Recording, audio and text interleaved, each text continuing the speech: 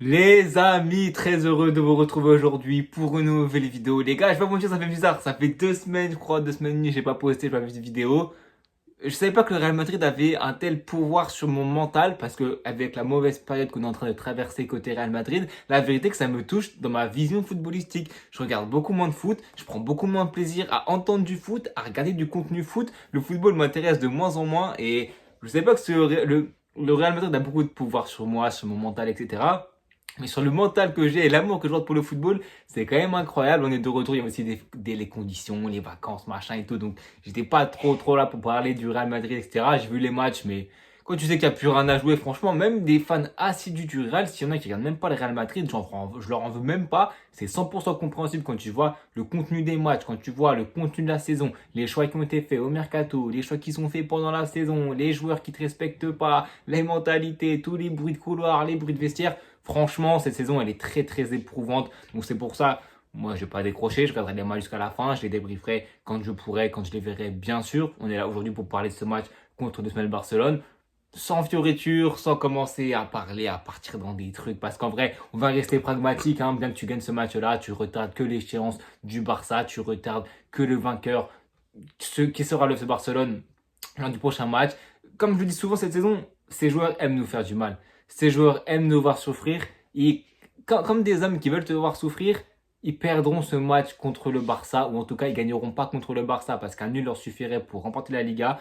Chez eux, en plus, je crois que c'est au Camp Nou. Hein. Je crois que c'est au Camp Nou. Ça sera encore plus humiliant que ce soit chez nous. Je vais faire ça tout de suite, mais non, c'est au Camp Nou. Bon, je sais pas c'est quoi le pire, mais contre nous, le prochain Classico qui gagne ou qui fasse nul, ça leur suffirait pour prendre la Liga et c'est devant eux qu'on perdra, devant leurs supporters, parce que pour conclure une saison en toute beauté, une saison bien éclatée, comme on les vit, franchement, c'est une saison qui est très éprouvante, comme je l'ai dit, la vérité.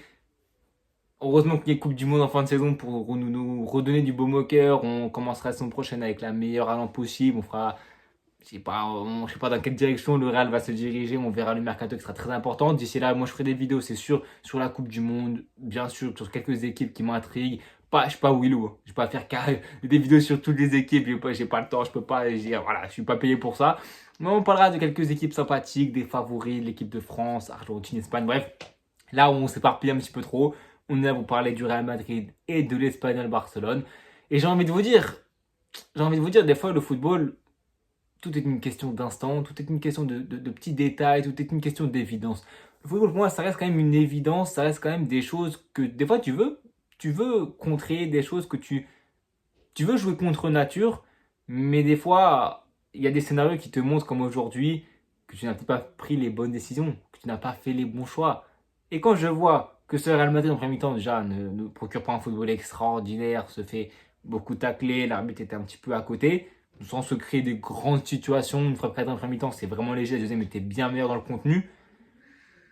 J'ai envie de vous dire que le destin, des fois, fait bien les choses. Et quand tu es à 0-0 à la 50e minute, que ton coach fait rentrer Gonzalo Casas dans un match où il n'y a pas Kylian Mbappé parce que blessé, Gonzalo est quand même sur le banc, donc pas de numéro 9, donc pas de ballon dans la surface, pas de jeu d'eau au but, c'est chacun pour sa gueule. Ce qui n'est pas pour moi forcément une mauvaise idée de ne pas avoir de pur neuf à l'instant T quand tu as Vinicius et Brahim, parce que on sait que cette zone, elle peut être libre, elle peut être occupée par plusieurs joueurs. Au niveau de la projection, il faut quand même qu'il y ait un joueur prédéfini comme Brahim, peut-être un faux numéro 9 pour quand même occuper la zone une majeure partie du temps. Mon avis, Valverde s'y projeter, Bellingham s'y projeter. On sait que c'est des joueurs qui aiment se projeter dans la surface, qui aiment être aux abords de la surface, qui aiment jouer les ballons comme ça. Quand tu fais rentrer à la 50e minute, 53e minute Gonzalo Garcia, tu vois tout de suite première action, centre de Fran, on essaie de le trouver directement. Mais on le sait, quand tu as un numéro 9 de surface, c'est un nouveau schéma d'attaque qui t'offre sur un plateau ces qualités-là que Gonzalo a dans les airs, dans la projection, mais surtout dos au jeu. Le jeu en une touche. Vinicius l'a compris, Vinicius le sait. On a essayé de varier nos attaques, sauf qu'une seule occasion a suffi pour démontrer au final que le football est facile et pour nous démontrer et pour me confirmer que je ne comprends pas pourquoi Florentino Pérez, encore une fois, on va revenir sur le même sujet, que Florentino Pérez ait pu penser que construire une équipe autour de Vinicius Junior aurait été une erreur. Parce que Vinicius Junior est un leader. C'est un joueur qui, on le voit quand il a personne dans ses pattes, il te met 2 buts extraordinaires, 2 buts de top player, un geste de futuriste, mais le but sur la passe de Bellingham, elle est extraordinaire, elle est monumentale. Le crochet extérieur pour le premier but, il est monumental. Avec 2 Ligues des Champions en plus, Perez a dit non. Voilà, c'est pas lui le leader, on va mettre un Mbappé leader, etc. Le comble aujourd'hui, c'est que le joueur qui remplace Mbappé, donc le numéro 9 qui est Gonzalo Garcia, rentre sur le terrain, quasiment 3e ballon touché. Il t'envoie une déviation pour Vinicius dans la course, magnifique, même si c'est comme Vinicius qui fait quand même 70% du taf, car à l'extérieur il est magnifique, la frappe n'est pas forcément bien dosée. Le gardien la touche, ça fait poteau-but.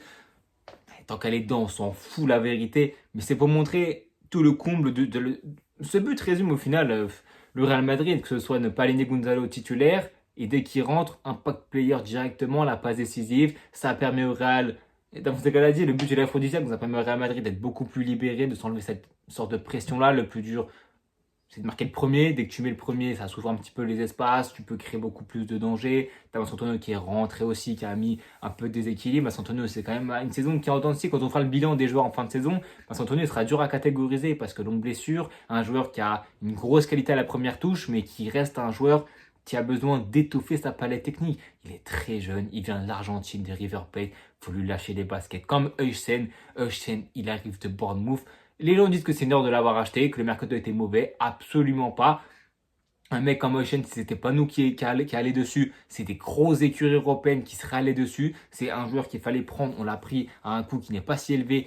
Si retour sur investissement, il y a au fil des années, parce que Ocean, c'est un joueur qui est encore très très jeune, qui a encore beaucoup de qualité. On le voit encore, il se fait bouger dans les airs. Il n'est pas toujours plein de certitude quand il a le ballon devant lui.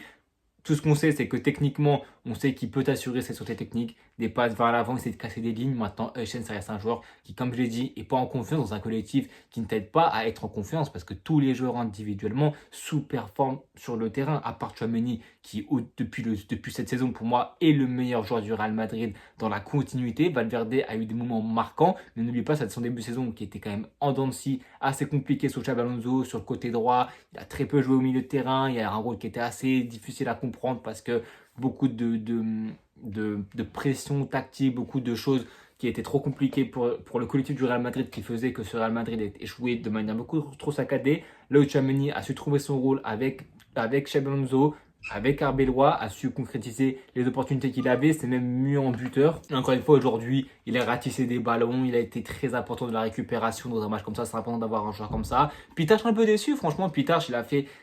Après, comme je dis pour Euchen, etc., c'est un jeu, en lui encore plus, parce que c'est vraiment un jeune joueur qui a que très peu d'expérience en pro. Un peu déçu, mais dans un match comme ça, c'est clair que c'est pas le mieux pour lui de s'illustrer. Tchouaméni fait déjà 80% du job. La Pitarch, techniquement, il y a beaucoup de pertes de balles, beaucoup d'approximations, beaucoup trop peu de sûreté dans un match comme ça où tu aurais pu limite voir un autre attaquant, un Gonzalo directement dans ce match, un double tête avec Vinicius ou avec Brahim en enlevant Pitarch. Ça aurait pu être intéressant quand tu sais que tu as beaucoup de blessés, que tu n'as pas Arda, que tu n'as pas Mbappé, que tu n'as pas Rodrigo, ni Militao, ni Ceballos, et que tu n'as pas ni Carvajal, je crois que je ne me trompe pas, ouais, ni Carvajal. C'est clair que tu aurais quand même pu offensivement créer des choses qui étaient différentes, mais c'est clair qu'en tout cas, sur Real Madrid fait le job. On va pas s'éparpiller 10 000 ans, la vérité, ça sert à rien de déblatérer 40 000 ans.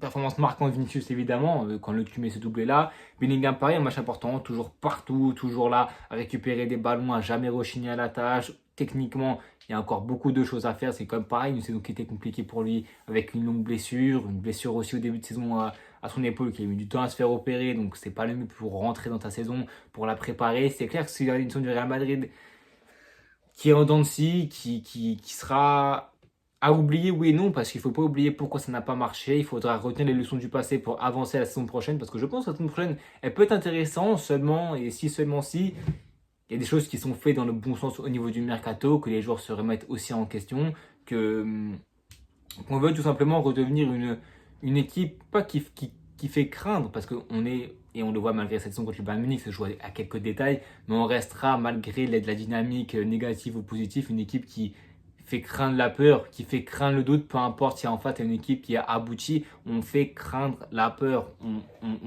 Les gens ont peur de nous par l'ADN, par l'individualité que nos joueurs peuvent avoir, par le niveau qu'on peut afficher sur 10-15 minutes, sur quelques séquences qui peuvent être complètement lunaires, parce que ce match-là, il n'est pas extraordinaire, mais il y a quelques séquences qui ont été bonnes, qui auraient pu aussi mieux être abouties.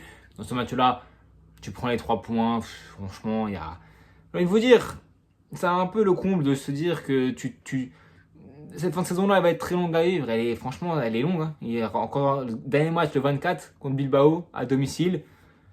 Franchement, vivement que ça se termine parce que quand t'as plus rien à jouer, qu'est-ce que c'est long, qu'est-ce que c'est long de voir des news de vestiaire quand je vois Carreras qui se fout de la gueule de Fran Garcia quand il rentre. Ça, c'est des comportements qui sont impossibles.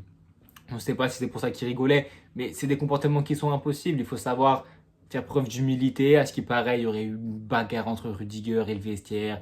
Carreras s'embrouille avec Arbeloa, avec Carvaral aussi. C'est n'importe quoi, c'est le club Med parce que tu as manqué de fermeté, parce que le coach qui était venu mettre de la fermeté, venu mettre des exigences tactiques, tu l'as mis sur le côté, tu l'as viré pour un mec qui vient pour apporter de la souplesse. Ce qu'il faut à ces joueurs aussi, pour moi, c'est des joueurs qu'il ne faut pas trop saccader. Et Chabi, bien que je l'adore, il a aussi des torts dans l'histoire, bien sûr, mais il faut quand même avoir une certaine fermeté parce qu'on le voit, il y a des joueurs qui savent pas mettre des trucs qui sont complètement inadmissibles, qui sont complètement alambiqués, qui ne sont pas au niveau du Real Madrid. C'est même pas l'exigence qu'un club de bas de tableau devrait avoir. De tout ce qu'on voit, que ce soit dans la presse, même s'il ne faut pas tout écouter, bizarrement, c'est que quand le Real va mal qu'on entend toutes les news de merde qui sortent, chacun peut faire son beurre sur le dos du Real Madrid. Donc c'est clair qu'il faut savoir écrémer les informations qu'on nous met sous la main. Mais c'est clair que ce Real Madrid-là devra se ressaisir l'année prochaine. Je pense qu'on fera une grosse vidéo bilan à la fin de la saison de chaque joueur du Real Madrid là, les joueurs qui nous ont déçus, la révélation de la saison. Je pense qu'on fera un bon gros bilan. La Coupe du Monde approche, c'est une vraie excitation et je pense que je vais décharger toute ma frustration, je vais l'enlever et je vais retenir que le positif pour parler de la Coupe du Monde. En tout cas, je pense que pour cette vidéo, pour ce match, j'ai tout dit. N'hésitez pas à vous abonner, à liker, partager. On se retrouve très bientôt pour une prochaine vidéo. Prenez soin de vous. À bientôt tout le monde.